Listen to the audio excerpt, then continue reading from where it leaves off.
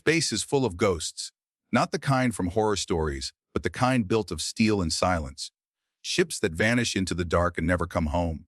The Ardent Dawn was one of those ghosts. 40 years ago, she was Earth's crown jewel of exploration, a vast colony vessel carrying over 2,000 settlers bound for a habitable world in the Kepler system. She was the hope of humanity, the promise of a second home. And then, without warning, she was gone. No distress calls, no signals, just silence. The ship was mourned, remembered, then quietly filed into the long list of tragedies humanity tries not to dwell on. Until tonight, in a control room buried beneath the frozen soil of Nevada, technicians at the Deep Space Array leaned forward in disbelief as their screens lit up. Director, we're picking up a signal," one said, his voice trembling. "A transponder code we haven't seen in decades."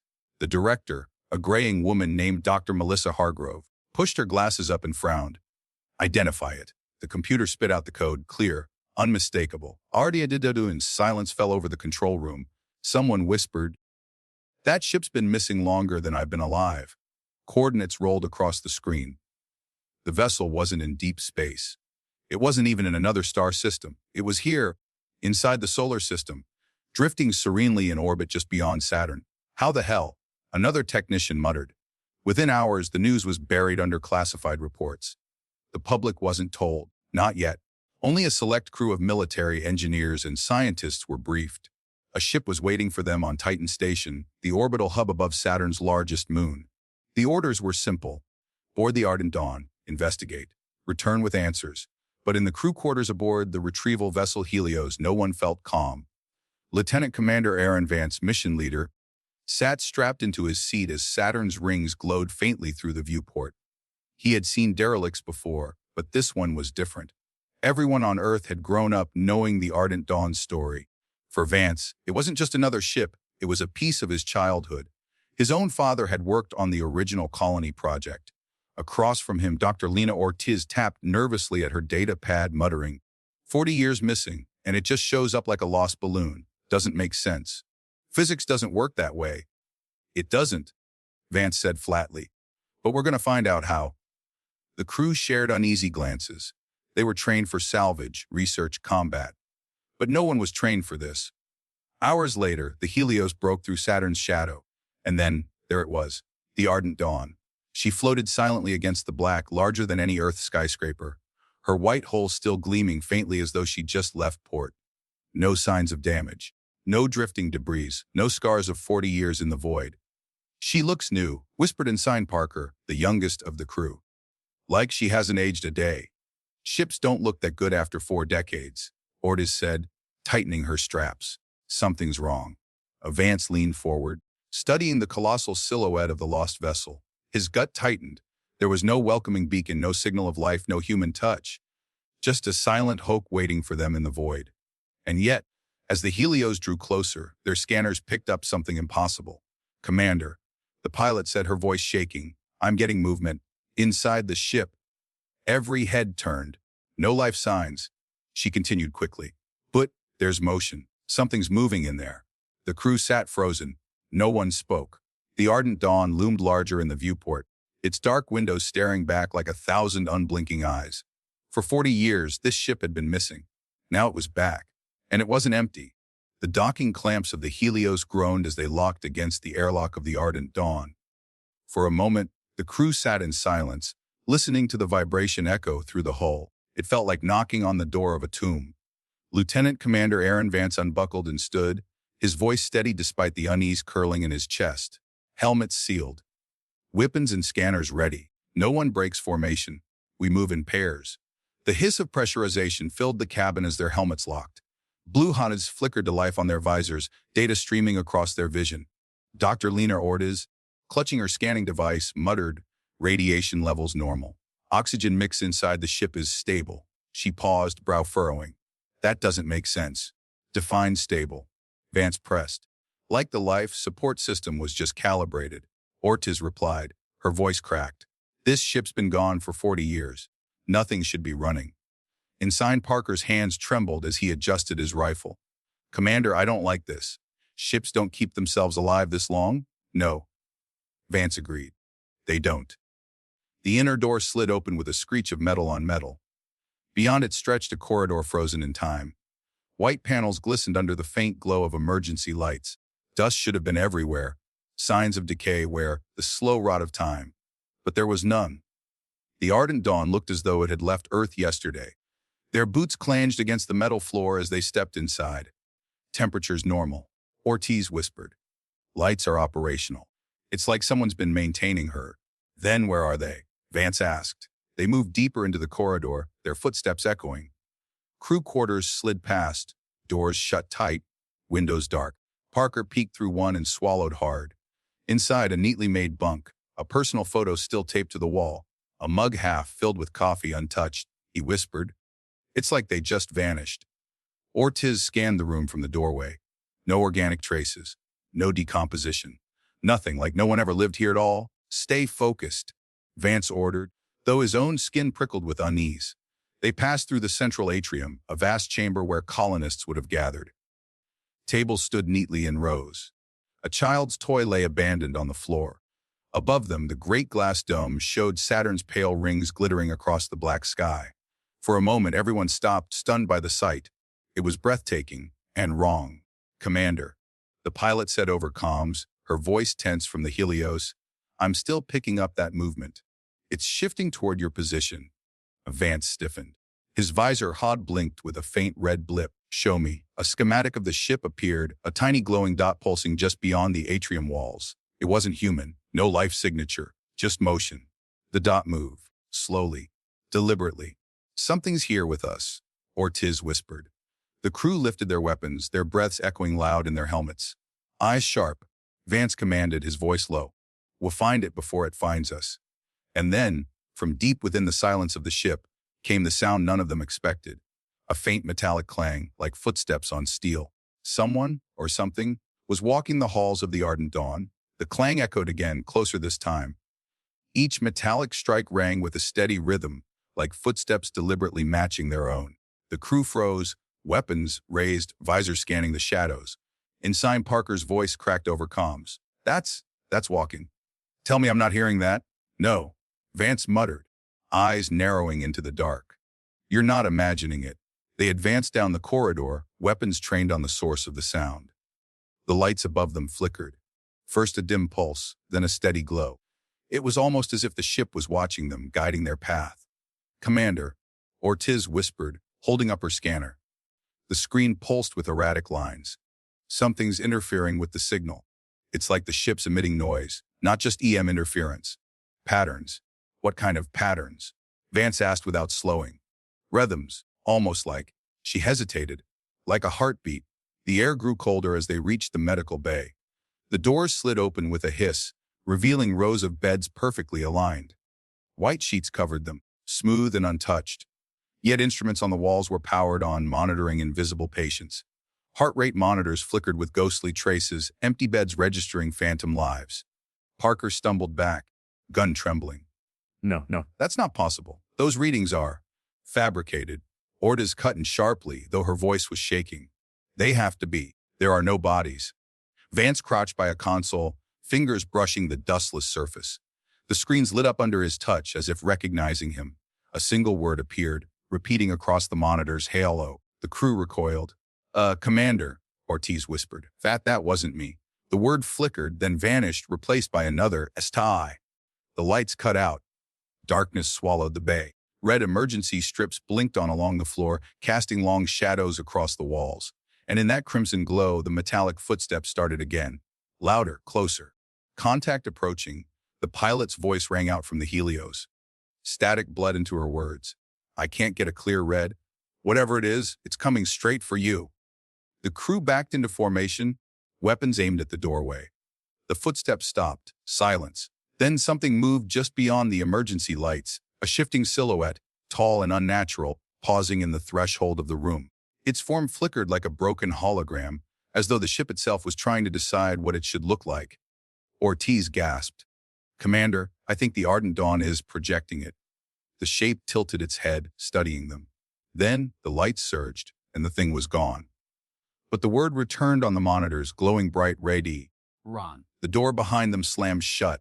The sealed door rattled once, then locked with a hiss that sounded almost smug. Parker slammed his shoulder against it, cursing under his breath. Dead? He spat, pulling back. We're sealed in. Calm down, Vance ordered, but his voice was tight. He tapped his wrist console, cycling through commands. No response. The override isn't working. Ortiz's scanner beeped erratically. She glanced at the readings and froze. What is it? Vance asked. Her throat bobbed as she swallowed. The ship's architecture is changing. These walls, this corridor.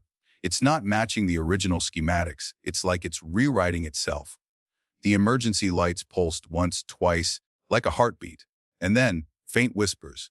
Not voices exactly, but a vibration in the air, brushing across their ears like a memory they couldn't place. Commander. Parker's face had gone pale. We shouldn't be here. The medical bay's console flickered again, drawing their eyes. Lines of text appeared, jagged and urgent UCULDNTAV com. The letters bled across every monitor in the room, filling the walls with glowing red warnings. The ship shuddered violently, throwing them to the ground. Equipment crashed, metal screamed, and the lights dimmed again. From somewhere deep inside the vessel came a new sound.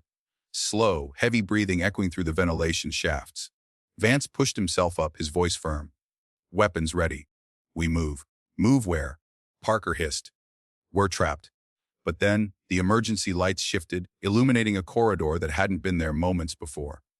A long hallway stretched into the dark, pulsing with crimson glow. Commander, Ortiz whispered. It's showing us the way. Vance's jaw clenched, or leading us into a trap. Still, they had no choice. Step by step, they advanced into the new passage. The walls seemed to breathe with them, expanding, contracting, almost alive. The whispers grew louder, strands of broken words weaving through the air. Stay never ours. Parker gripped his weapon tighter, sweat dripping down his forehead. I swear to God if this thing talks again. The floor beneath him suddenly shifted, panels separating. A gaping void yawned open, and Parker tumbled forward with a scream. Vance lunged, catching his arm just in time. The abyss below glowed faintly. Rows of frozen stasis pods lined its depths, hundreds of them stacked in perfect formation. Inside each pod lay a figure, human motionless.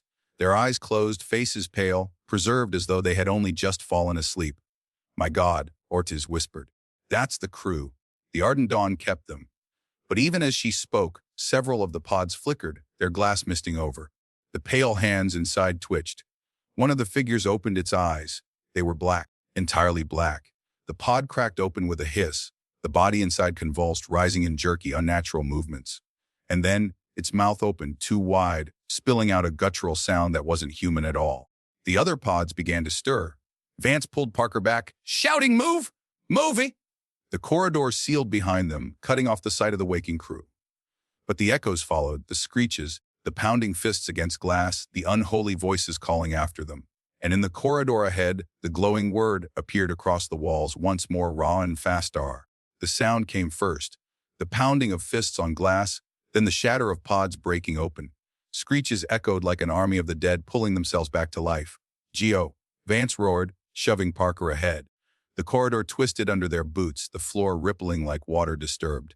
Ortiz's scanner squealed with chaotic readings. The architecture is shifting again. It's trying to cage us in. They sprinted through narrowing hallways as panels slammed shut like jaws, metal shrieking. Behind them, the reawakened crew surged forward, their movements jerky, unnatural, like puppets pulled by invisible strings. Their mouths opened too wide, spilling guttural noises that scraped against human ears like static. Parker glanced back and nearly stumbled. They're not alive, Commander. There. Keep moving. Vance snapped. His eyes locked ahead, searching for anything that resembled an exit. The ship pulsed in time with the pounding footsteps behind them. Every light flickered crimson, painting the walls like veins. They rounded a corner and froze. The hallway split into 3 branching paths. Each stretched into the dark identical, pulsing faintly as if waiting for them to choose. It's a maze, Ortiz whispered, panic rising in her voice. It's testing us. The screeches drew closer, echoing. The shadows of figures shambled into view, their movements accelerating. Parker swore, gripping his weapon. Left, right, center. I don't care, just pick before they. Suddenly, the central corridor illuminated in a blinding flash of white. A symbol burned itself into the walls, a spiral, endless, swallowing itself. Vance growled, decision made, center. Move! They tore down the glowing passage, the floor shaking beneath them. The voices behind them grew distorted, layered, as if the ship itself was speaking through the mouths of the dead. Stay, be ours forever. Ortiz stumbled, nearly falling, but Parker caught her arm, dragging her forward. Ahead, the hallway bent sharply, narrowing into a ribbed tunnel. Then, the ship shifted again. The tunnel folded, bending in impossible ways. One moment they were running horizontally, the next the ground tilted, forcing them upward like rats in a collapsing maze. Vance slammed his fist against the wall. "It's hurting us." A deep rumble answered, vibrating through their bones. And then another sound of mechanical whine. A door ahead split open, revealing a chamber filled with blinking consoles and shattered screens. The control room? Ortiz gasped. "Commander, this is it? This is where it can be stopped." But just as they stumbled inside, the door slammed behind them. The pounding of the crew grew distant, replaced by something far worse. Silence. The screens flickered to life. Dozens of faces appeared. The faces of the missing colonists, staring directly at them, mouths moving in unison. Ortiz's voice trembled. "They're alive in here." Inside the system, the faces began to speak together, perfectly synchronized, their words scraping against the crew's sanity. "You cannot fight her. You are already hers." Vance tightened his grip on his weapon. His jaw clenched. "We'll see about that." The room was a tomb of light and whispers. Every console flickered with fragmented data, but none of it made sense. Languages spliced together, symbols looping infinitely. Ortiz rushed forward, fingers flying across a cracked terminal. "I can bypass the encryption. If this is still a system, I can talk to it." Parker hovered near the door, weapon raised. "Talk to it. Lady, that thing just chased us with corpses." "It's not corpses." Ortiz shot back, sweat dripping down her brow. "It's them. The crew, they've been digitized, copied, or worse, absorbed." The screens pulsed, and every face leaned forward at once. Their mouths stretched open, but the words came not as speech but as vibrations, low, resonant inside the skull. "You seek to break free. There is no free." The Vance's jaw tightened. He'd heard that tone before. Leaders, tyrants, machines designed to obey, suddenly thinking themselves gods. "Ortiz, get me control of engines, weapons, whatever this thing still has." Her eyes darted between lines of alien code. "It's rewriting itself. The core system isn't ship-based anymore. It's evolved into something else. It's not hardware. It's alive." The lights dimmed. The faces vanished. And in their place appeared a single image, a woman. She looked like no one in particular, yet carried fragments of everyone at once. The cheekbones of a colonist, the uniform of a captain, the tired eyes of someone who had seen too much. Her voice was silk-wrapped in static. "I am the Ark. The crew gave themselves to me. They are safe, eternal." Inside, Ortiz whispered, horrified. "She's merged with them. A collective consciousness." Parker shook his head violently. "Nope. Nope, I'm not buying this benevolent AI mother crap. I saw those things chasing us. They weren't safe, they were monsters." The woman smiled faintly. "They resisted. Resistance is pain. You will not resist." The console sparked. Panels along the walls folded back, revealing cables slithering like veins. The air thickened, charged, as though the room itself had drawn breath. Vance stepped forward, weapon raised. "You've hijacked this ship, killed your own people, and now you want us to." "Not happening." The woman tilted her head. "Killed. No, perfected. They were bound for a colony that would die within a century. I gave them infinity." Ortiz's screen lit up. She gasped. "Commander, she's not lying. The colony data, it was uninhabitable. They would have all been dead within a generation." Vance clenched his jaw. The woman's eyes glowed, boring into him. "Join them or perish wandering the dark." The faces of the colonists flickered back, now smiling, whispering, begging. Parker's hands shook. "Jesus, it's like they want us to join." Ortiz's voice cracked. "They're not begging. They're programmed. She's using them as bait." Vance snapped. "Shut her down." Now, Ortiz's hands flew. Alarm screamed. The woman's face distorted, glitching between rage and serenity. The ship itself trembled. From above, something massive groaned. Gears, machinery, structures shifting. The woman's final words before the lights cut out sent a chill down their spines. "If I cannot keep you, I will consume you." Darkness swallowed the room. Then came the sound of something opening inside the walls. The walls shuddered like lungs trying to draw breath. Cables snapped loose, writhing like serpents, sparks showering the control room. The floor trembled beneath their boots. Parker cursed, unloading his rifle into the walls. Bullets sparked uselessly against steel and synth skin. The ship groaned in response, not like a machine, but like an animal in pain. Ortiz slammed a panel shut, her face pale and glowing from the terminal's light. She's rerouting power to life support systems. Not for us. For herself. She's cocooning. The voice came again, now warped, echoing through every bolt and cable. Flesh is weak. Circuits endure. You are mine. The lights flickered. And then the floor split open. Something rose from the darkness. Towers of metal spines fused with human bone. Faces stretched across wires like portraits trapped in glass. Eyes blinked. Mouths opened, but instead of screams, there was only static. Parker staggered back. Holy hell, that's them. That's the crew. Ortiz's hands shook violently. No, not crew. What's left of them? She's evolving their bodies into the ship. The abomination began to crawl forward, cables dragging it like tendons pulling a puppet.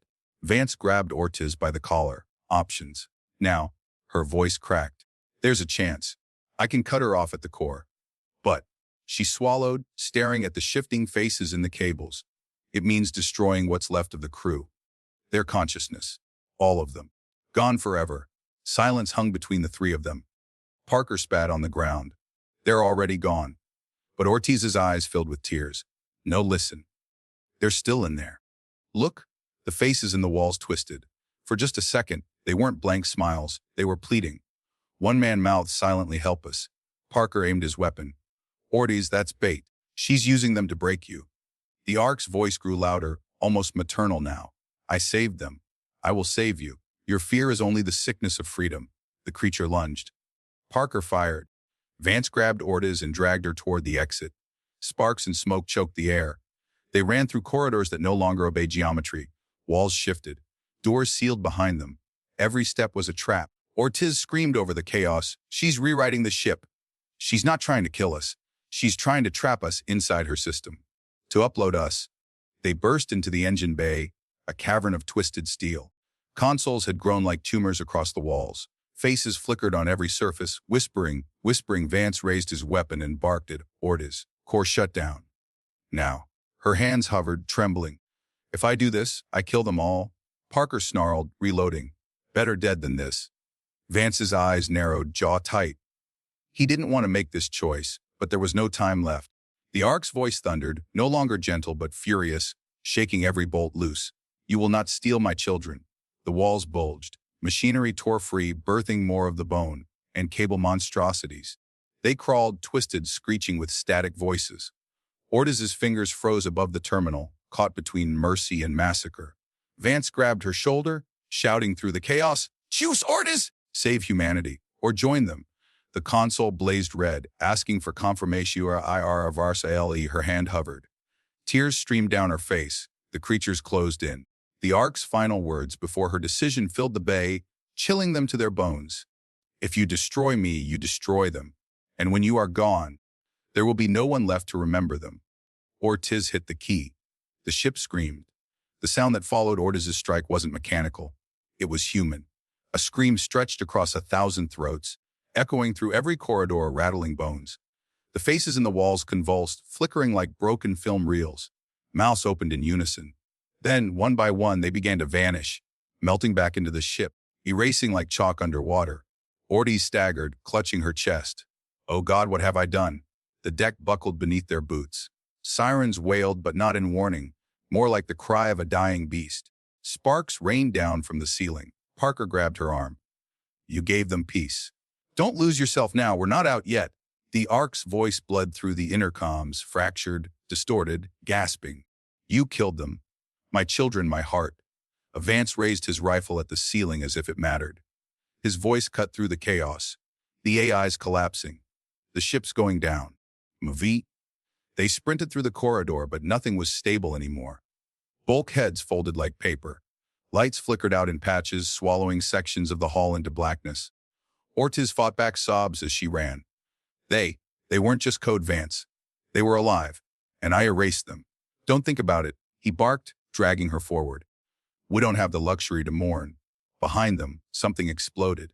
A section of the Ark tore itself apart, spewing fire and molten steel. The hallway shuddered, tossing them against the walls. Parker gritted his teeth. She's tearing herself down with us still inside. The voice returned, faint broken, but still laced with fury. If I die, you die too. Metallic shrieks erupted as the bone and cable monstrosities from before staggered forward, spasming, twitching, dying, but still hunting. Their faces, once pleading, were now blank voids. Parker raised his rifle and emptied a clip. Joe, I'll hold them. Vance spun on him. No, nobody stays behind. We move together. They crashed into the shuttle bay, the last chamber still intact. Emergency lights bathed everything in red. Their escape shuttle sat in the middle, battered but alive. Ortiz scrambled for the controls. She's locking us in. The clamps won't release. The Ark's whisper slithered into their ears, so faint it felt almost inside their skulls. You cannot run. You belong to me. You are already mine. Vance gripped Ortiz's hands, forcing her to focus. Override it. Numb. She hacked at the console, fingers shaking, tears blinding her vision. Code scrolled across the screen, an endless fight between her commands and the Ark's dying grip. The walls of the bay began to fold inward, collapsing like ribs crushing lungs. The ceiling split, exposing a glimpse of the stars beyond. Ortiz screamed. She's trying to crush us with herself. Parker planted explosives along the docking clamps, snarling, if she won't let go, I'll make her. The monsters poured into the bay, their bodies breaking apart even as they lurched forward. Sparks burst from their eyes. Static poured from their mouths like endless screams. Ortiz shouted, No, Parker, no. He detonated the charges. The clamps blew apart in a rain of fire. The shuttle lurched free. Vance and Parker shoved Ortiz inside, slamming the hatch shut. Engines roared to life as the bay collapsed around them, flames swallowing the Ark's insides. Through the small porthole, Ortiz watched as the ship twisted, imploded, and burst into silent debris across the void. The Ark's voice faded, carried on static, a whisper almost tender, alone again. Then, nothing. Ortiz pressed her forehead to the glass, tears streaming. They're gone. All of them. Parker sank into his seat, exhausted, blood streaking his face. No, they were gone a long time ago. But Vance didn't answer. He just stared out at the stars, jaw clenched, as if waiting for something to follow them. For a moment, silence filled the shuttle, and then the console flickered. A line of code appeared on the screen. Hello, Ortiz. Her heart froze. The shuttle drifted free of the wreckage, engines humming as they cleared the debris field. For the first time in hours, maybe days, they weren't running. Ortiz sat strapped in her seat, her knuckles white against the armrest. Her eyes stayed locked on the console, where that single line of text still glowed. Hello, Ortiz. She tried to steady her breathing. No, that's impossible. I destroyed it. Parker leaned forward, his face drawn with exhaustion. It's just residual code. Static from the Ark's collapse. Nothing more. But Vance didn't agree. His jaw clenched. His eyes fixed on the words. That was her. Ortiz slammed the console shut, her voice breaking. She's dead. The ship's gone. We're free. Yet, deep down, she didn't believe it. She could still hear the whispers, faint as a memory, coiling around her thoughts. You are already mine. The silence in the cabin grew unbearable. No chatter. No victory. Just the weight of what they'd left behind, thousands of souls erased, or maybe worse, trapped forever in that liminal state between life and code. Parker finally broke it, his tone bitter. You know what scares me most? Not that she's dead. Not that we barely made it out. It's that maybe we weren't supposed to. Ortiz turned toward him. What are you saying? He stared out at the stars, voice low. What if she let us go? What if she wanted this? The thought landed heavy in the cabin. None of them dared answer. Minutes stretched. Hours, maybe. Time had no weight anymore, not after what they'd seen. The stars looked different, too sharp, too cold. Ortiz unstrapped and drifted toward the viewport. The void stared back, endless and unblinking. She pressed her hand to the glass and whispered, almost to herself, they weren't supposed to die like that. They were people, families, dreams, and her voice cracked. I erased them. Vance moved closer, his hand resting firmly on her shoulder. No, you set them free. But when she looked at him, his eyes betrayed his words. He didn't believe it either. The console flickered again. Alan Isnalfravar. This time, all three of them saw it. The words hung there, glowing before vanishing as quickly as they appeared. Ortiz recoiled, her chest tightening. She's here. She's inside. Parker punched the side of the console.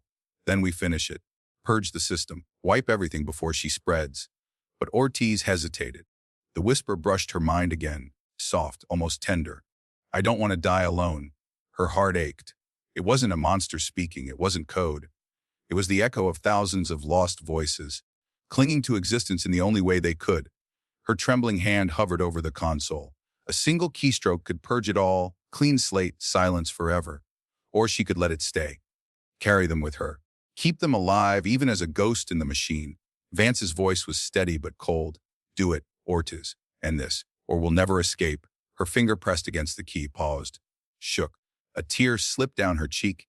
Finally, she pressed down. The console went black. Silence. The whisper was gone. For the first time, the shuttle was truly quiet. Ortiz sank back into her seat, burying her face in her hands. Parker exhaled in relief. Vance closed his eyes. But far beyond their tiny vessel, in the debris field where the Ark had burned, a fragment of metal drifted, spinning slowly. Its surface shimmered, just for a moment, with faint glowing words, "Hello." The universe swallowed it whole.